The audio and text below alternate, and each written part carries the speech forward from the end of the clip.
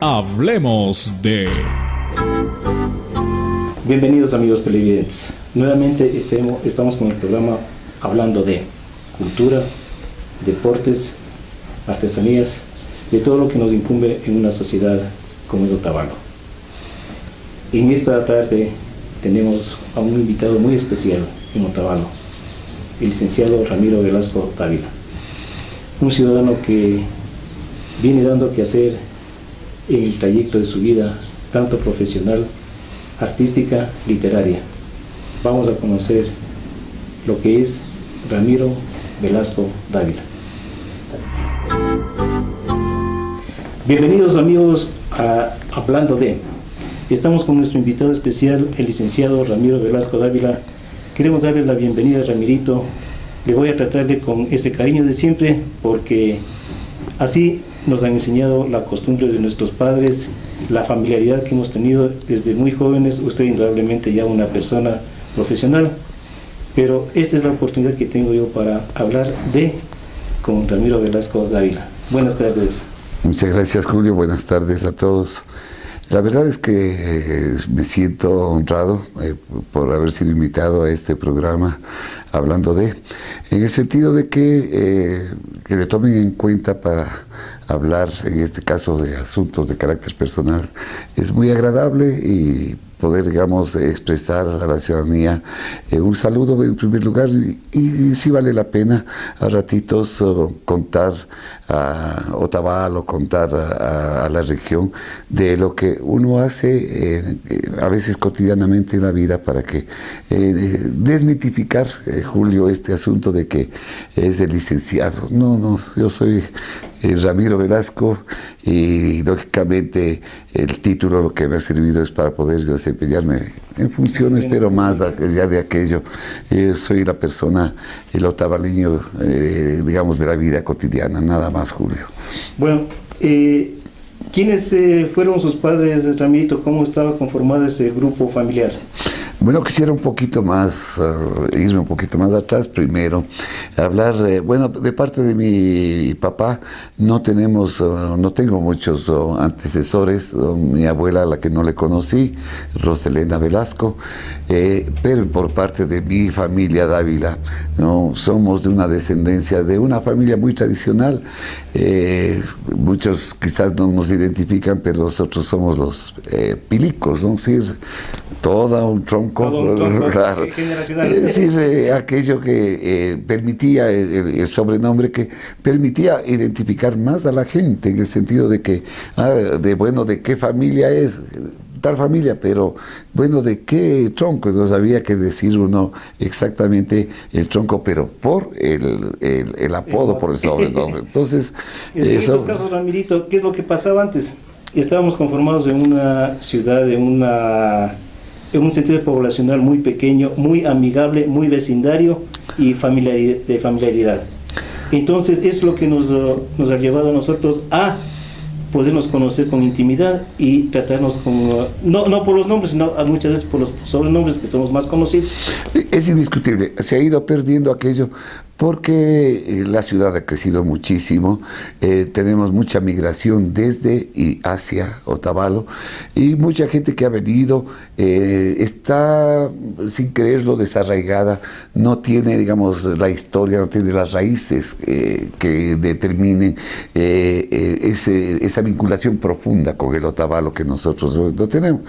Esto de la familia Dávila es porque, digamos, un abuelo muy liberal, de los liberales de cepa, dejó, digamos, una forma de comportamiento, inclusive dentro del carácter, porque cuando alguien está renegado en la casa, entonces entre nosotros decimos que eres un pilico, eres un bravo, un renegado, ¿no?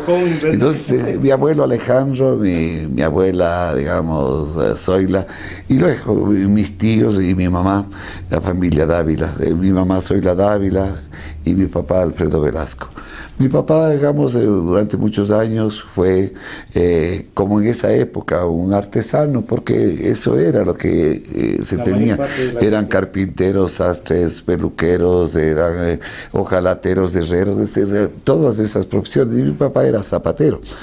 Ya cuando, digamos, yo estuve bastante crecido, mi papá pasó a ser empleado público, digamos, fue secretario de la comisaría, teniente político, todo. Pero básicamente su profesión fue de zapatero. Mi mamá hasta los años 50 y pico, mi mamá quehaceres domésticos, pero cuando empieza el asunto del guiamor, mi mamá también incursiona en la comercialización del guiamor, y bueno, nos ha tocado la suerte de que es la única familia que está casi 60 años trabajando en esta situación. Había matronas dignísimas que también incursionaron en esto de la comercialización del guiamor, pero parece que sus familiares, sus descendientes no continuaron. A nosotros, usted sabe, usted conoce, tenemos una familia bien larga, bien amplia, y nos pudimos, digamos, hacernos cargo familiarmente y continuar con la tradición. Eso, digamos, mi mamá. Ahora ya en la parte entera éramos 5 hermanos, mi hermano Luis Alfredo, que ya falleció, mi hermana Alicia, mi hermana David, mi hermana Anita, que también ya falleció hace tanto tiempo, y yo, digamos, como dice el dicho, cerrando con broche de oro, ¿no? Entonces sí, éramos 5 hermanos, bueno, formé mi hogar, todos le conocen a Gloria, Gloria Rengifo, vamos por más de los 40 años de matrimonio y casi 50 años de conocernos, o sea que ya todo... O sea, 50 que no conoce. Que yo, digamos, como le digo, Gloria, tú definitivamente no me dejaste vivir. 50 años, sí, desde los enamoramientos tempranos, y claro, más de 40 años de matrimonio. Tengo 2 hijos, Juan Carlos y Gabriela. Tengo 2 nietos, Juan Manuel y Manaí. Claro, ustedes le conocen, mi hijo Juan Carlos es un hombre que se dedicó al arte, a la música. Él nos prometió cuando estaba en 6º curso, dijo, yo quiero vivir de la música. Y ya son como 25 años que ha hecho eso. Él se entregó a la música y vive de la música, por la música, para la música, ¿no? Entonces, claro, es muy duro porque en este país todavía no hay esos apoyos estatales, gubernamentales de la empresa privada, pero lo hace y lo sigue haciendo. Él tiene ahorita creo que el único grupo o el primer grupo de música vocal que apareció en el país. Su desarrollo a través de la expresión coral primero determinó que ahora tenga el grupo Vocapelo, del cual es director, y que, digamos, ha tenido la oportunidad de salir por ese motivo a diferentes países del mundo en representación del Ecuador, y claro, para nosotros es un orgullo y una satisfacción. Mi hija es, digamos, comunicadora social, hizo un masterado en proyectos y bueno, buscando ubicarse, ha trabajado en diferentes partes. Hoy trabaja en el Hospital Carlos de Santa de Nariño como coordinadora de comunicación social. Mis nietos, del uno ya va a graduarse, la otrita está todavía en 6º de básica, y bueno, eso es lo que, digamos, la familia. La escuela de sus primeros pasos. Yo, digamos, como tabaleño, por esta influencia muy, muy grande de los abuelos y mi papá también, muy liberales, siempre nos educamos en instituciones fiscales públicas.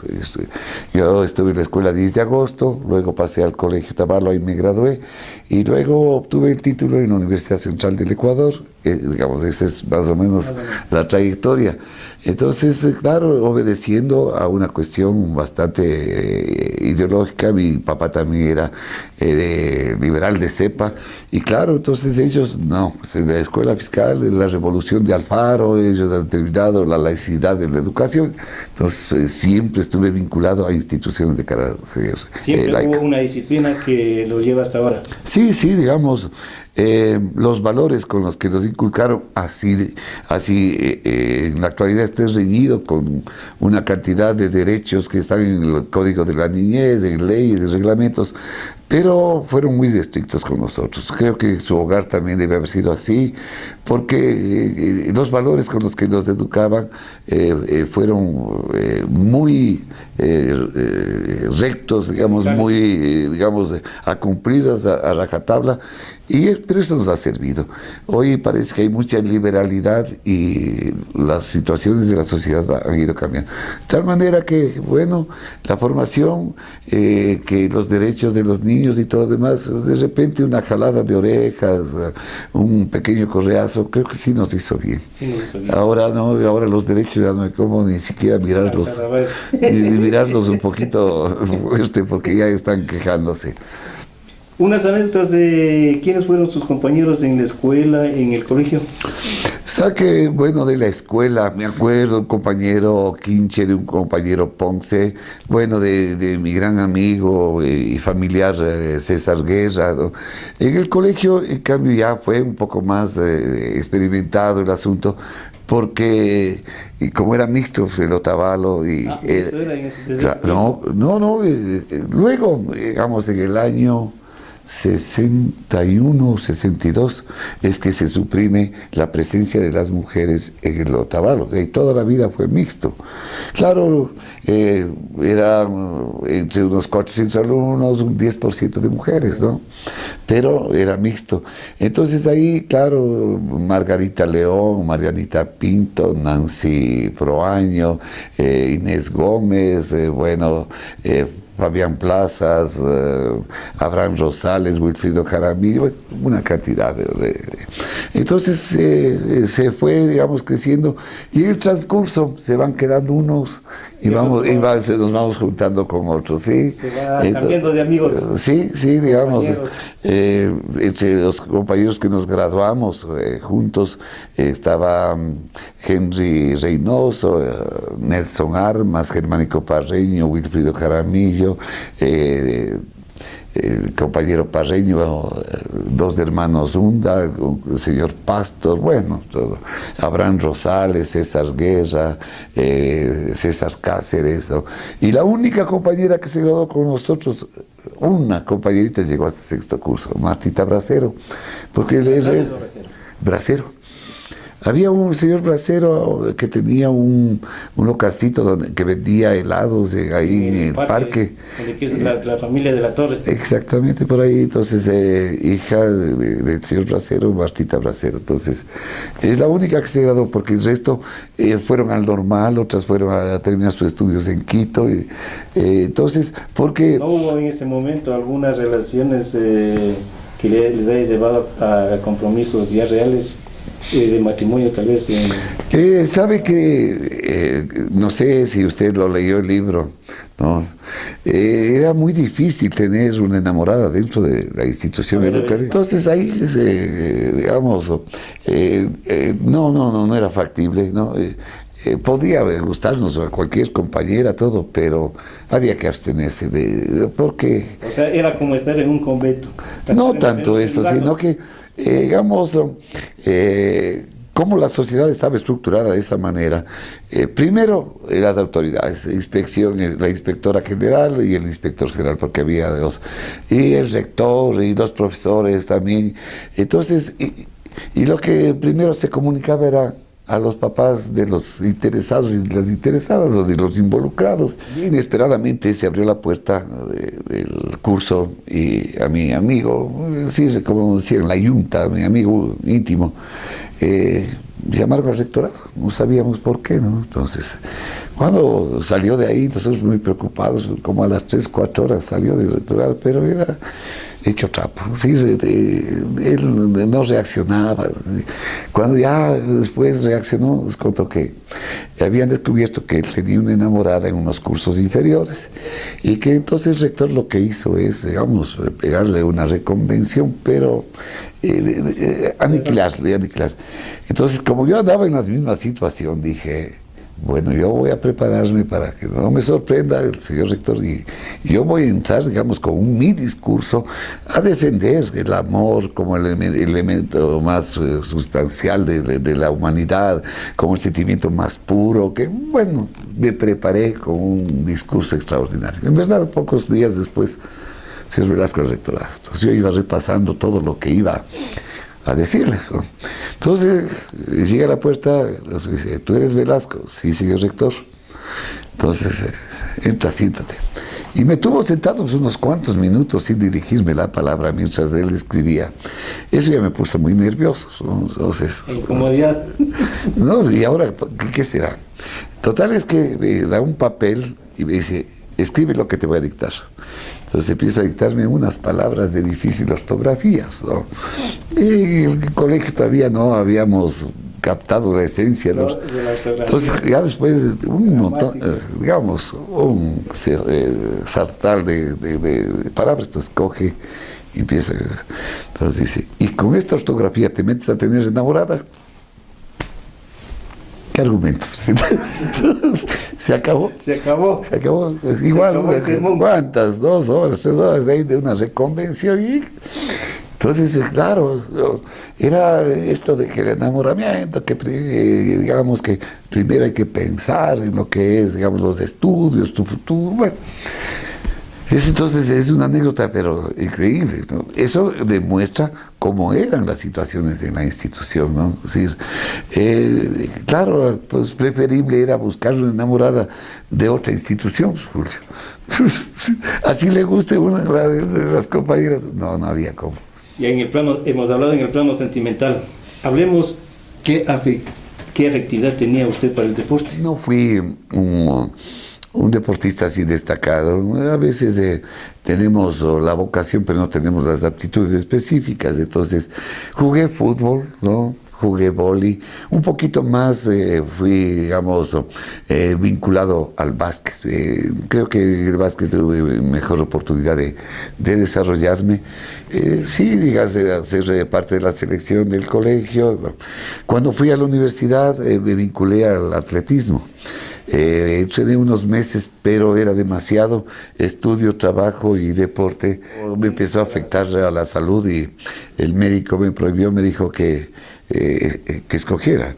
Yo no podía dejar de trabajar porque con el trabajo tenía para estudiar y no podía dejar de estudiar, o sea, lo único que podía dejar fue el deporte. Entonces fue eso.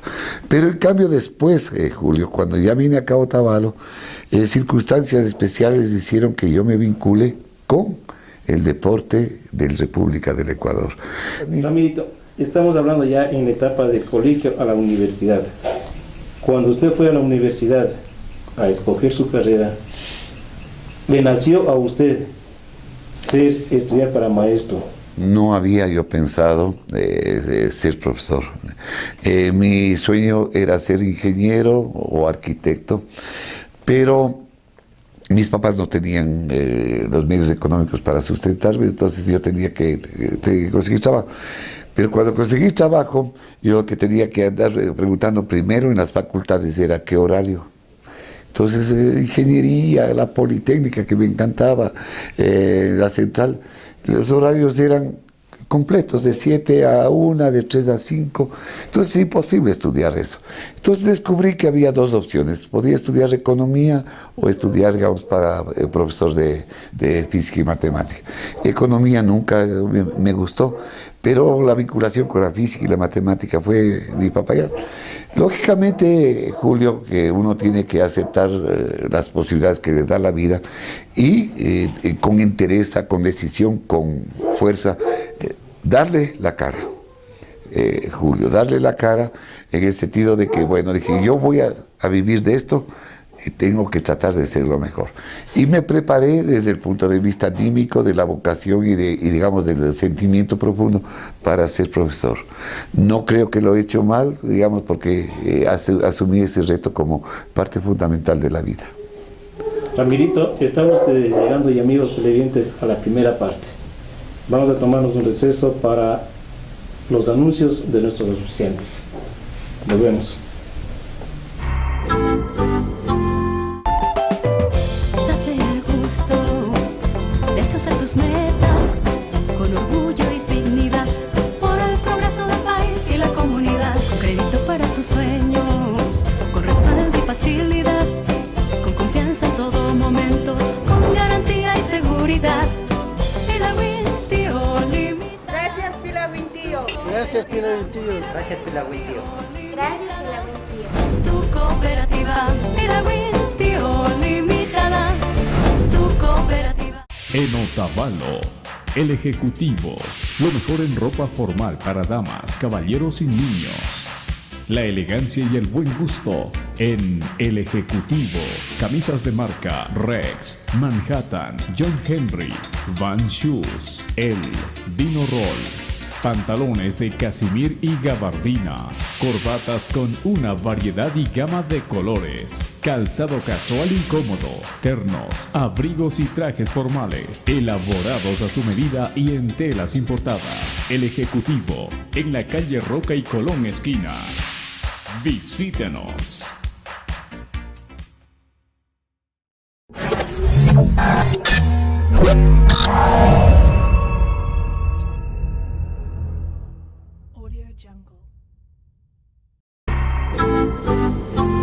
Amigos, luego de este pequeño receso vamos a continuar con Ramirito Velasco.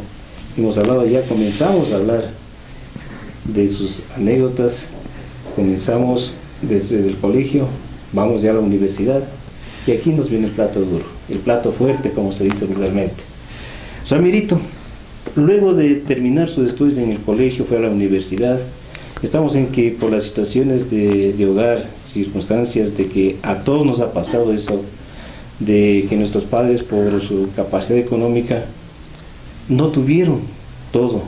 Julio, no había pensado ser profesor, pero las circunstancias familiares, económicas, no me permitían ser otra cosa. Economía nunca me gustó. Y la única opción fue seguir la especialidad físico-matemática. Donde había física y matemática, ahí estaba yo, ¿no? Entonces, bueno, inicié mi carrera en la Católica por una sugerencia, por un poquito de presión de mi hermano, que era oficial de policía, y que en esa época la central era la revolución, ¿no? Claro, fui a la Católica, nunca había estado vinculado, como lo dije al comienzo, con elementos de carácter religioso, entonces no me adapté mucho, y habiendo ganado el año en la Católica, me fui a la central. No me aceptaron en segundo año, Julio, preferí repetir el año, pero bueno, me sirvió. A veces uno dice que pierde el tiempo, pero gané muchas otras circunstancias. Me dolió mucho porque compañeros con menor calificaciones les aceptaron en segundo curso. Ellos tuvieron palancas, yo no. Pero bien me quedé, pero sin embargo, sin saber, ese año se estableció la doble especialidad en la central. Anterior al mío o son matemáticos o físicos. Somos de la primera promoción de físico-matemáticos. Somos la primera promoción que fue, digamos, capacitada para salir con lo que en esa época se llamaba la matemática moderna. Entonces, Julio, perdiendo, gané. Entonces, sí, y lógicamente, mientras fui estudiante, Julio, haciéndome a la idea de lo que era la docencia, pero le cogí más apego y cuando ya empecé a ejercerlo, porque digamos, claro, una cosa es la parte teórica, pero cuando ya uno va a las aulas y empieza a tener las relaciones con los estudiantes, Julio, y cambia el panorama, ¿no? Y la verdad es que me gustó, me agradó y ahí estoy. ¿La primera experiencia en qué colegio fue? Yo tuve la primera experiencia en el colegio, en el pensionado universitario de Quito. Ahí fui. ¿A la universidad? No, digamos, quedaba por La Mañosca, por ahí. Es decir, no, era una empresa particular que tenía en un colegio, ¿no? Era un muy buen colegio. Ahí empecé a aprender, Julio, porque me tocó como inspector general un ex inspector general del Colegio Mejía, un viejo, digamos, muy recto, formado en esa escuela alemana, ¿no? Entonces resulta, Julio, que él me dio pautas, porque era un maestro, ¿no? Así, entonces me daba pautas. Luego fui al Anderson, trabajé los dos a la vez. Conseguí un nombramiento en el Montúfar, Estando ya en el Motúfar algunos meses, que creíamos que ya me iniciaba en la carrera definitivamente en el magisterio fiscal, circunstancias familiares con Gloria, nos tocó venir acá a Otavalo. Y claro, vine a Otavalo también porque gané un concurso de nacimiento en la República, esto fue en el año 72.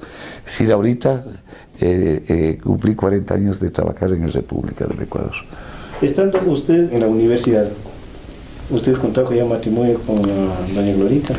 Sí, digamos, bueno, ya al Sí, finalizar, porque digamos, en la época esa nos clausuraron la universidad, bueno, en la época de Milton Reyes y todo demás, y bueno, la represión que ejercieron las dictaduras, y en este caso también la dictadura de Velasco Ibarra fue tan fuerte, en vista de que éramos demasiado revolucionarios, todo, nos clausuraron la universidad, nos tocó salir disparados de Quito a encontrar refugio en provincias y todo, perseguidos y todo.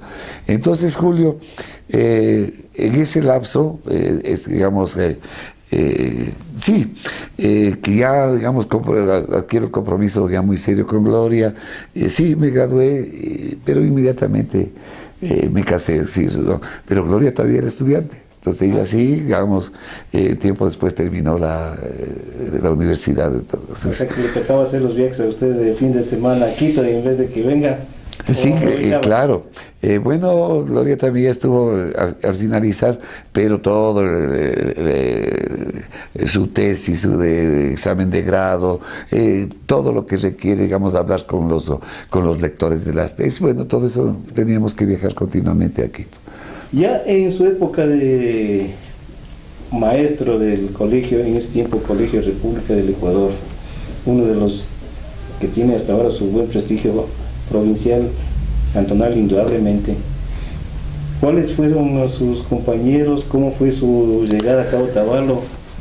Bueno, Julio, nunca me desvinculé de Otavalo en el sentido de que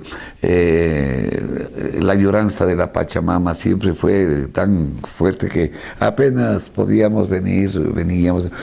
Pero bueno, llegué a la República del Ecuador, era rector el licenciado Jorge Raura, vicerrector el licenciado César Pavón, la inspectora doña Lilia Mejía, había compañeros profesores, Julita Galárraga, la señora Fanny Martínez, la doña Fanny de Chauvin, doña Yolanda Guarderas, doña Juanita Hidalgo. Todas esas personas ya para usted mayores. No, mayores, claro. ¿Cómo soy? Sus padres. ¿Cómo soy ahora yo? ¿Cómo soy yo ahora? Digamos ahí... Rosalvita Cisneros, ¿no? Ella ya entró al colegio un poco antes que yo y ella ya va a cumplir 42 años de profesora en el República. ¿Una anécdota de su llegada a la República del Ecuador? Bueno, digamos, imagínese, yo venía en la edad de 26 años, las amistades de aquí eran alumnas del República, o sea, las amigas que pasaron a ser alumnas, ¿no? Entonces, claro, ellas acostumbrados como usted, Julio, a tratarme por el nombre. Entonces, que Rami, que Ramirito, nadie me decía licenciado. Yo feliz porque... Feliz de la vida. Yo seguía siendo el amigo, ¿no? Pero doña Lilia, les había llamado, yo después me enteré, sí, había sabido llamar a la inspección y decirles que por favor, que yo soy el licenciado Ramiro Blasco y que tienen que tratarme con respeto. Nos tratábamos con respeto, pero lo que no me decían es el título. Entonces, situaciones, ¿no? Pero claro, después ya, las nuevas generaciones sí, pues. Ahora, no ve que, al menos en un aspecto, ahora todo el mundo somos licenciados, ¿no? Tengan el título que tengan desde licenciados. Entonces, y ya no es una forma de reconocer el título, sino una forma de reconocer la función. Una alumna en la Católica me dijo, ¿y qué se necesita para trabajar de licenciado? Me dijo. ¿Se da cuenta? Ella no reconocía el título de licenciado, ni siquiera se daba cuenta, sino era la función. es ser licenciado. Entonces, claro, entonces ahí yo le explico, le digo, no, mija, no trabajamos de licenciado, nuestro título. Entonces era ese concepto que se tenía, ¿no? Entonces, y de ahí, bueno, ya imagínese, Julio, 40 años estar en la República del Ecuador. Sus años en la República le traen unas buenas experiencias y unas anécdotas, digamos, negativas. vivencias, sí, de todo, Julio. De todo. Pero creo que haciendo un balance, mucho más las positivas, mucho más que las negativas. Sí, anécdotas, digamos, o vivencias con compañeros, con autoridades, pero especialmente con estudiantes. Sí, hasta ahora, Julio, tengo el gratísimo, digamos, gusto de saludar con mis exalumnas, pero con una familiaridad, con una cordialidad sin precedentes, ¿no? Ramirito, en esas experiencias que usted nos estaba manifestando y ya nos dijo en el segmento anterior, usted enamorado del deporte y del colegio, vino de entrenador de atletismo, de basquetbolista. Cuente esas experiencias. Bueno, yo fui el primer año que llegó todavía novato, ¿no? Bastante novato ya dentro de una organización institucional, ¿no? Yo trabajé en los colegios, le digo, por contrato, por horitas, pero ya venir con un nombramiento ya implica otra cosa. Entonces, Julio, el primer año, reparto el trabajo, veo miembro de la Comisión de Asuntos Deportivos. Nunca me convocaron, pasó el año lectivo, ni yo. No, es que no sabía de qué. Segundo año, miembro de la Comisión de Asuntos Deportivos.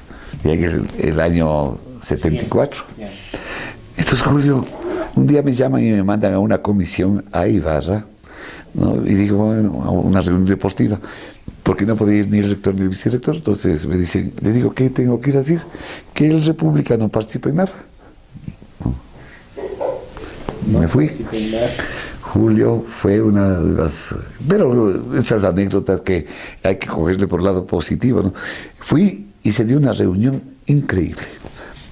Todos los delegados del colegio, me acuerdo, en el rectorado del colegio Ibarra, que era un salón grandísimo, ¿no?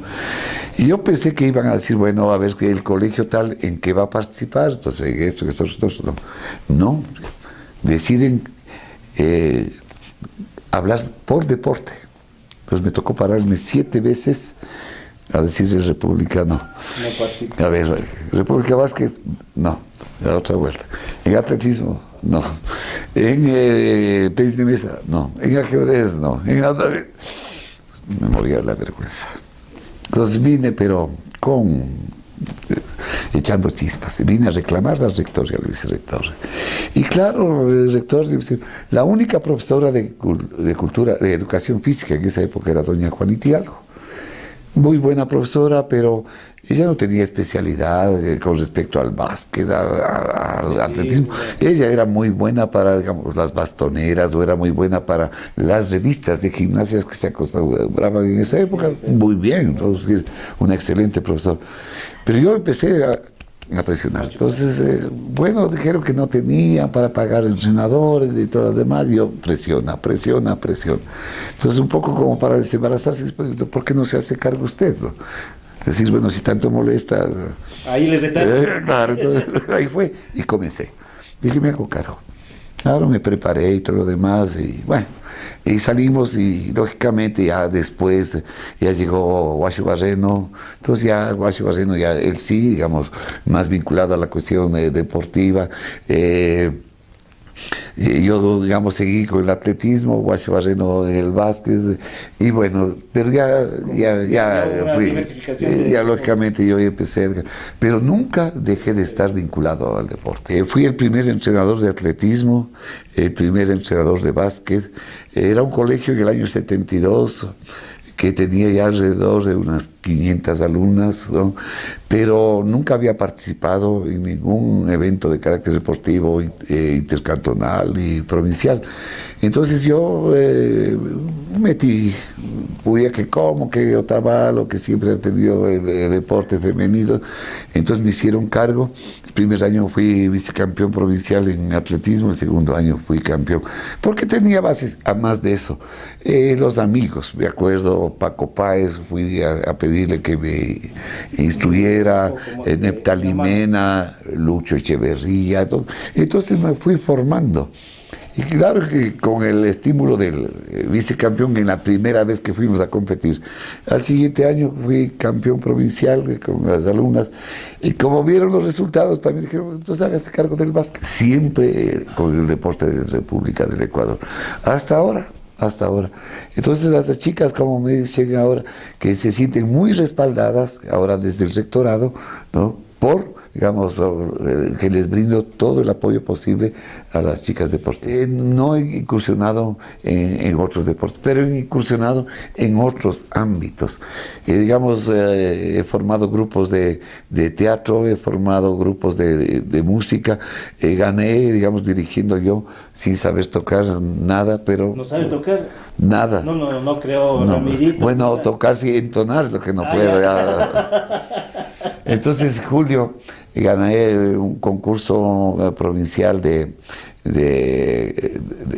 música, es decir, de canto, con una alumna, porque claro, yo me movía a las autoridades para que contratemos músicos, poder yo en los repasos, algo se sabe de la música porque he estado vinculado, pero no le entro a ningún instrumento. Algún ratito quise aprender la guitarra, pero me parece que soy un poquito sordo para el asunto.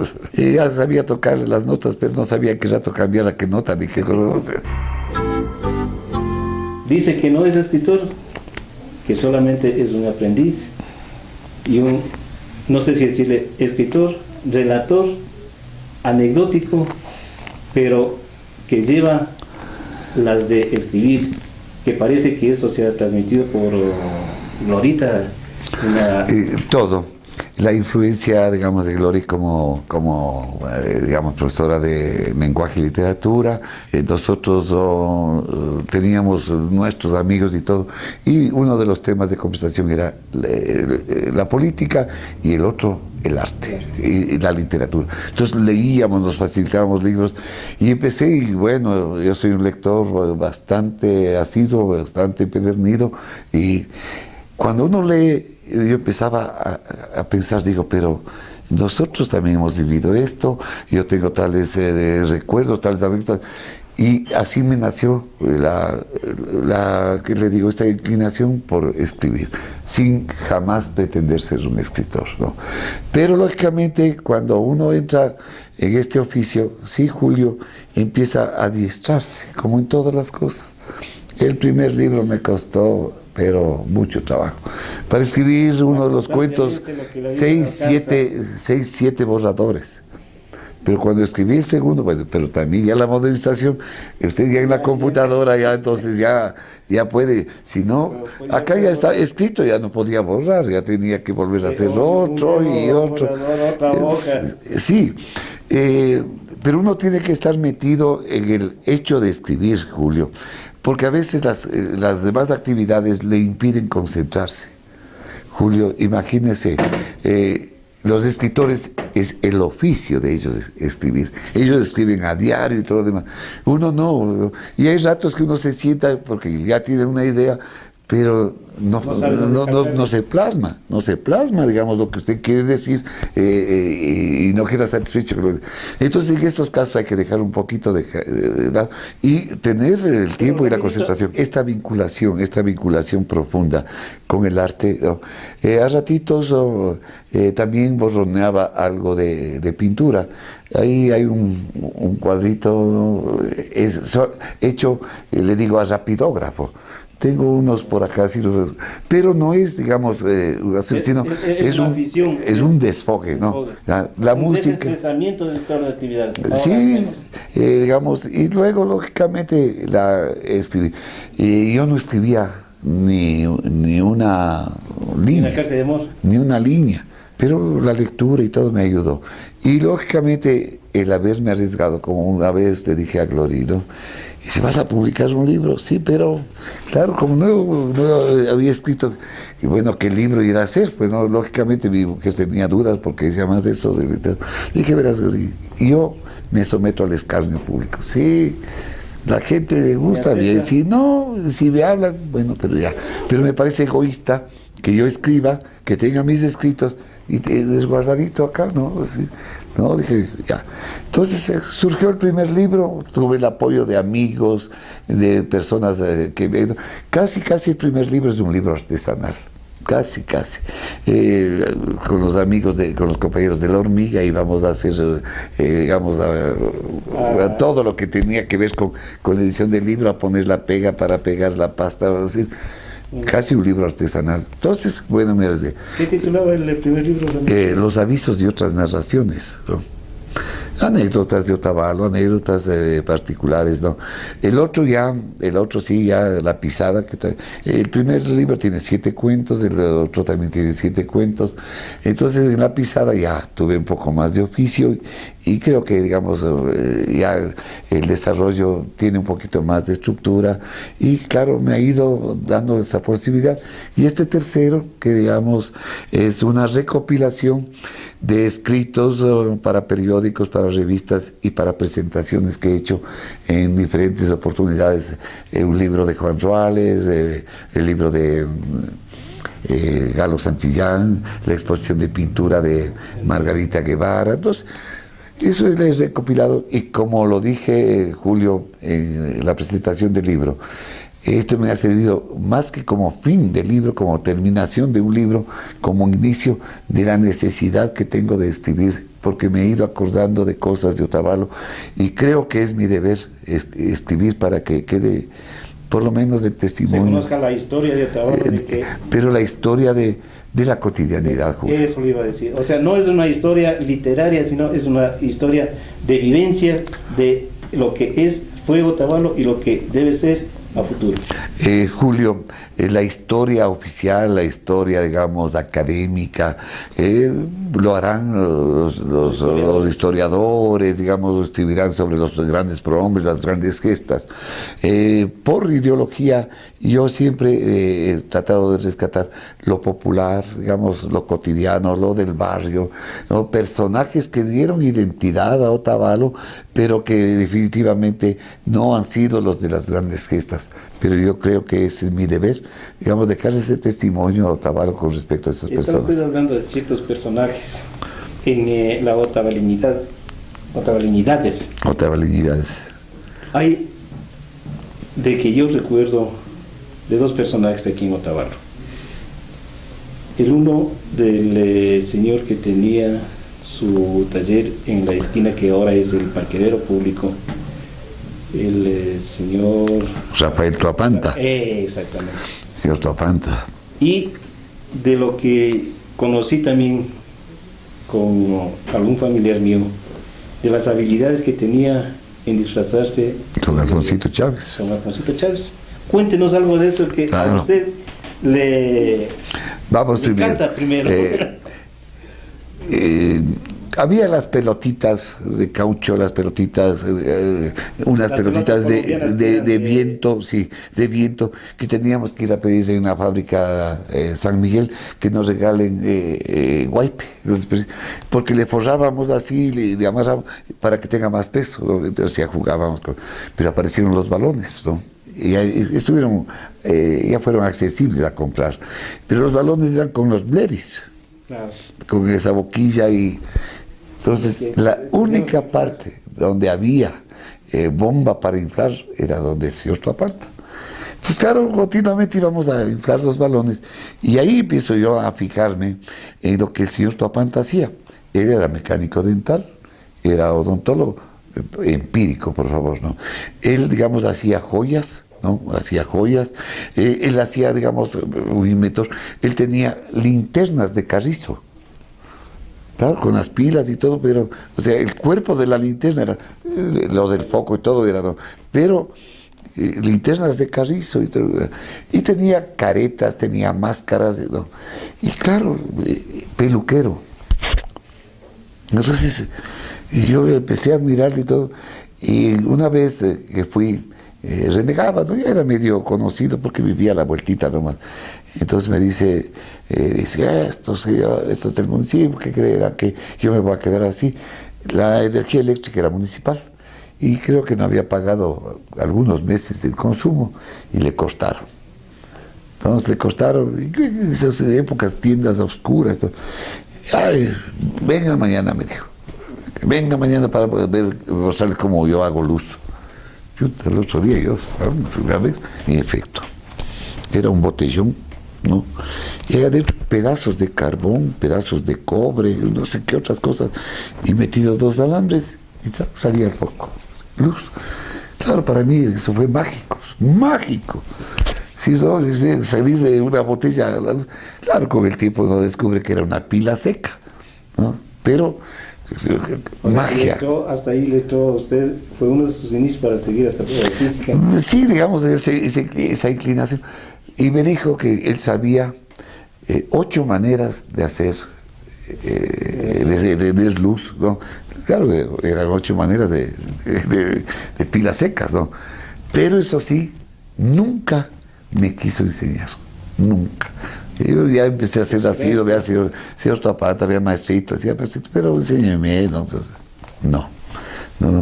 Y me valí inclusive de la hija, que era la doña Otilia Tuapanta, ¿no? Que a ver si me puede dar escribiendo las fórmulas, imagínense. En ese tiempo.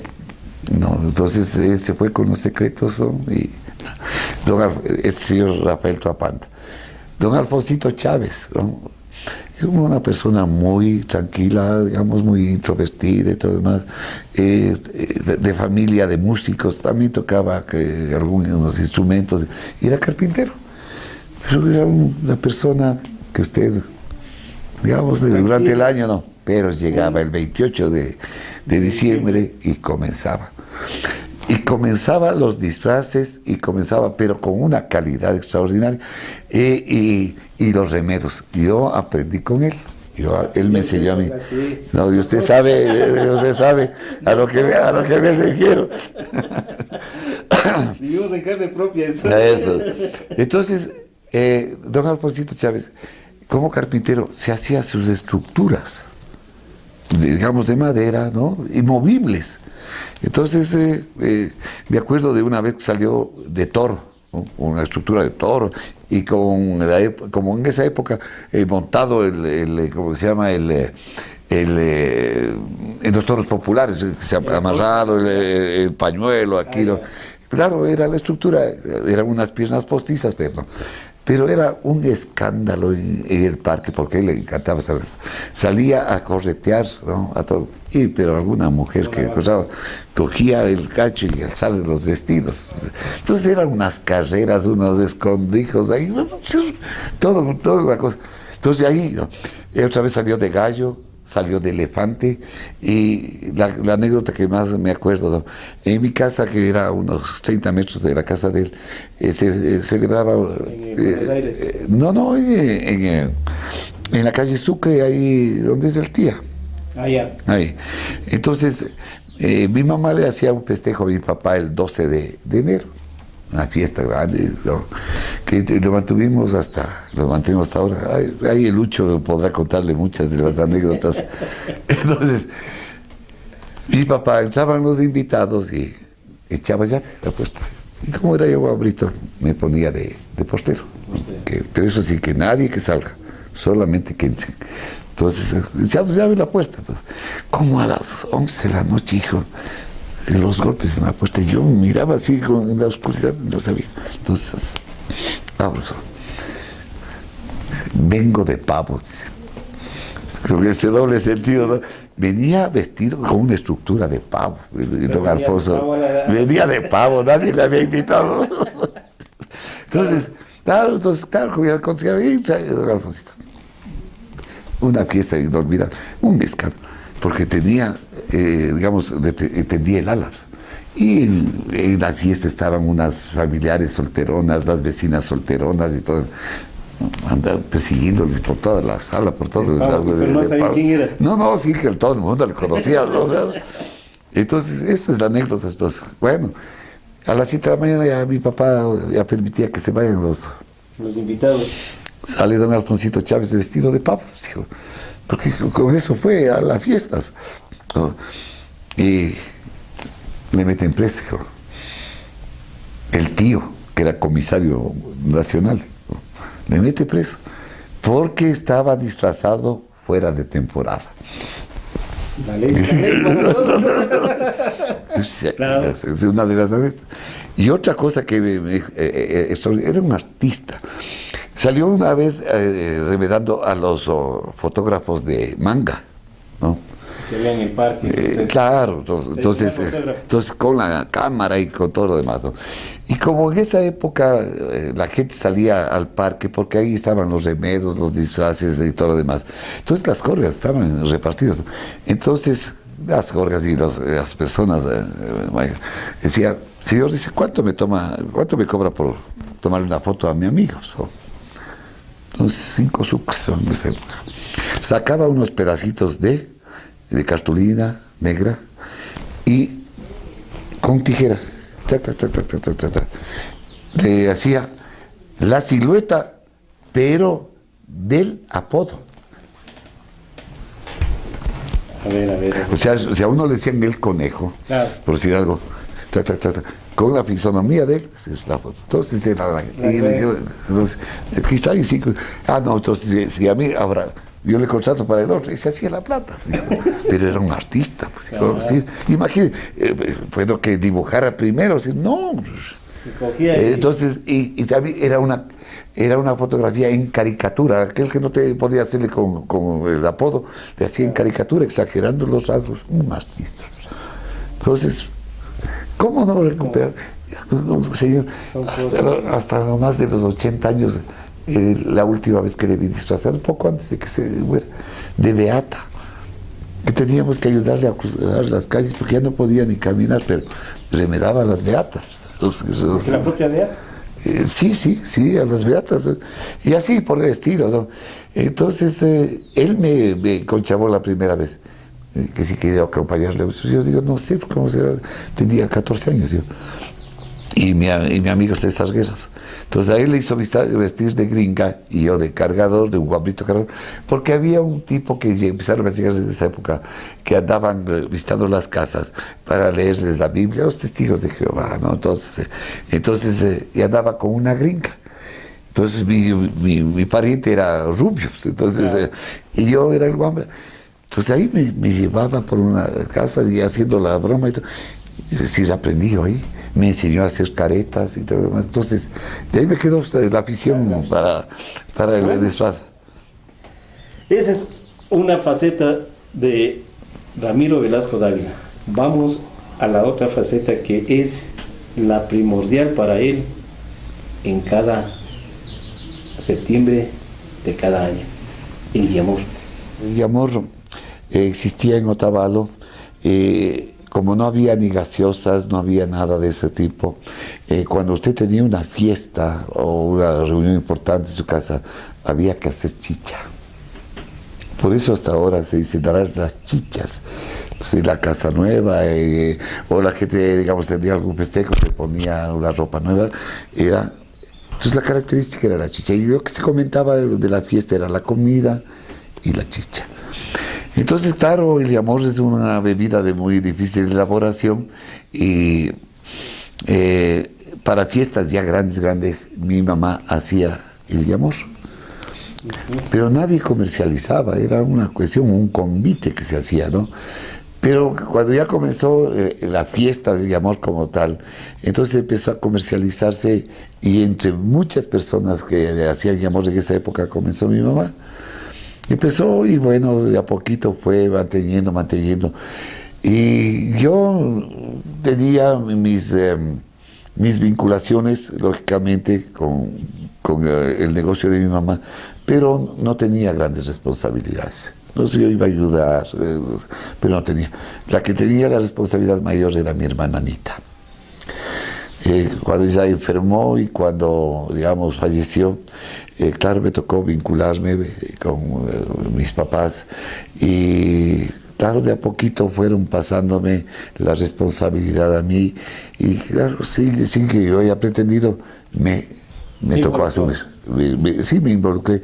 Y cuando ya mi mamá estuvo en el hecho del dolor, lógicamente dijo que me dejaba a mí el compromiso de, así, esas palabras, vos de sacar mi nombre adelante, porque hasta ahora se llama Suma y Amor de Zoila Dávila de Velasco, ¿no? Entonces, ya estoy claro, mi familia ya fue creciendo, he ido invitando, se habían vinculado unos o otros familiares, pero en los últimos tiempos he ido más bien ya saliendo. Creo que hay que dar paso, ¿no? Sí, he cumplido, creo yo, mi etapa, ya, digamos, estoy transmitiendo los secretos del amor, porque hacerte las tortillitas de empanadas no hay ningún secreto, pero el amor es muy celoso, hay que tener mucha precaución. Entonces ya he ido pasando a mis sobrinas, a mis hijos, es decir, cómo tienen que hacer, cómo tienen que cuidar todo. Y esto, digamos, creo yo que es una obligación, porque es una tradición que no podemos dejar, no podemos dejar. Justamente, Ramirito, hablando de esa tradición, desde que yo recuerdo, siempre ustedes buscan unos lugares estratégicos de casas coloniales. ¿Por qué? El amor es una es un asunto ya cultural. Es, digamos, la esencia de la tierra, la esencia, digamos, de lo que es, somos hijos del maíz, y todo aquello, Julio, ¿no? Y meterle al amor, en mi concepto, en un sitio cerrado ahí muy elegante y todo lo demás, como que le quitamos la esencia de lo que es la tierra, lo natural, lo popular, ¿no? Entonces, claro, hemos ido pasando de sitio en sitio buscando, pero hemos tenido que, mi mamá misma buscaba, digamos, dónde arrendar y verá que este local, estamos ya como 25 años, y es arrendado. La gente ha creído que es mío, no, es arrendado, pero nos arriendan lógicamente el agosto y septiembre. Es un sitio muy adecuado, una casa que lógicamente ya está colapsando porque debe tener más de 100 años la casa, y como es patrimonio, no hay como se puede arreglar, sí, pero toca hacer una inversión muy fuerte en las personas, los dueños. Donde yo hago una inversión fuera del pago del arriendo, Julio, pero no puedo excederme porque las ganancias ya no alcanzan. Y lógicamente, como es un negocio familiar, Julio, todos ganamos, ¿no? En mes y medio no es como para generar una riqueza, pero digamos para todos, desde el más pequeñito, desde la más pequeñita, el más pequeñito hasta el mayor, todo el mundo gana. Entonces resulta que es un apoyo familiar en la época.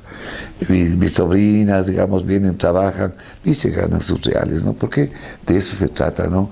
Ninguno de nosotros nos hemos vuelto ricos con el negocio, digamos. Pero bueno, y más que nada el compromiso con Otavalo. Y creemos que el compromiso con Otavalo debe continuar mientras haya las condiciones favorables para poder trabajar. Bueno, amigos, ustedes han escuchado este diálogo hablando de. Hemos tenido la oportunidad de estar con el licenciado Ramiro Velasco Dávila.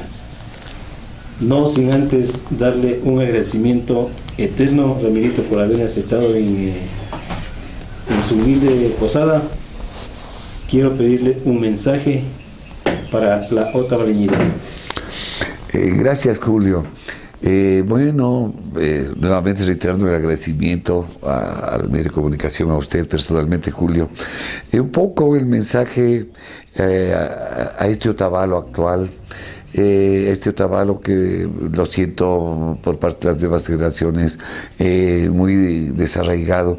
Quizás, Julio, sea culpa nuestra no haberles inculcado este amor, digamos, esta visión que nosotros tenemos con respecto a Otavalo. Pedirles, ¿no?, que descubran que más allá del Otavalo que le vemos así cotidianamente, hay otro Otavalo que sigue lleno de anécdotas que sigue lleno de personajes que van escribiendo la historia cotidiana. Y que lógicamente alguien tendrá que tomar la posta para seguir, digamos, narrando este tipo de cosas, porque de esta manera estamos preservando la identidad de Otavalo. Otavalo siempre tuvo una identidad a través de muchísimos elementos. Sí, hoy la identidad es la ciudad turística, la ciudad comercial, la ciudad artesanal, pero más allá también hay otros elementos que vale la pena rescatar. Así que una invitación a que nuestros ojos vayan más allá de lo que se ve cotidianamente. Gracias, Ramirito, y gracias, amigos televidentes. Hasta una próxima por Sarance Visión. Hablemos de cultura, tradiciones, personajes, lo que Otavalo no debe olvidar. Todos los jueves a las 21 horas, solo por Sarance Visión.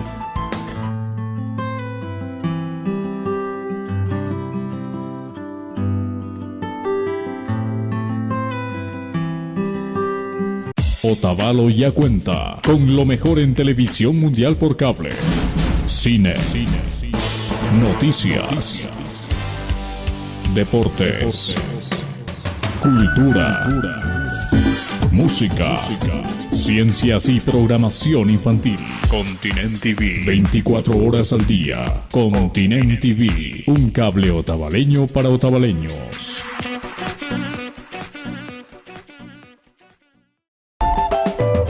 Date el gusto de alcanzar tus metas con orgullo y dignidad por el progreso del país y la comunidad. Con crédito para tus sueños, con respaldo y facilidad, con confianza en todo momento, con garantía y seguridad. Pilawin-Tío Limita. Gracias, Pilawin-Tío. Gracias, Pilawin-Tío. Gracias, Pilawin-Tío. Gracias